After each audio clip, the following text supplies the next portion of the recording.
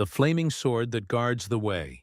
In the previous chapter, we saw how sin entered history and broke the communion between humanity and its Creator. The Lord drove the man out of the Garden of Eden to work the ground from which he had been taken.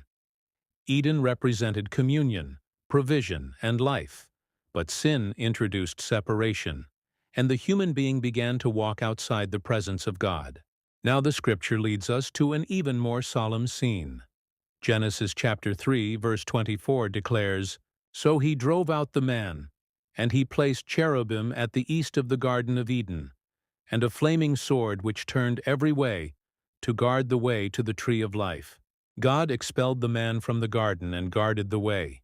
Cherubim were placed at the east of Eden, and a flaming sword moved in every direction. Access to the tree of life was closed to fallen humanity. Man could not return by his own strength to the place of life.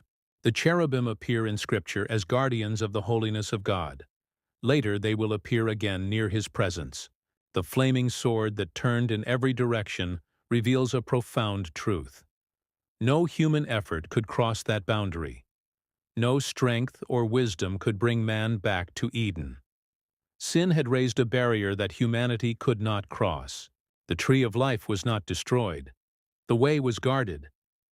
Access was closed to fallen man, but God's purpose continued moving forward. The Bible begins with a closed path.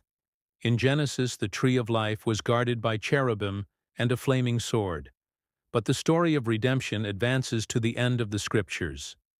In Revelation, the tree of life appears again, accessible to the redeemed of God. What began with a closed door in Eden ends with an open city where life becomes available again for restored humanity. The God who guarded the way in the beginning is the same God who finally opens it forever, the echo of the voice of God.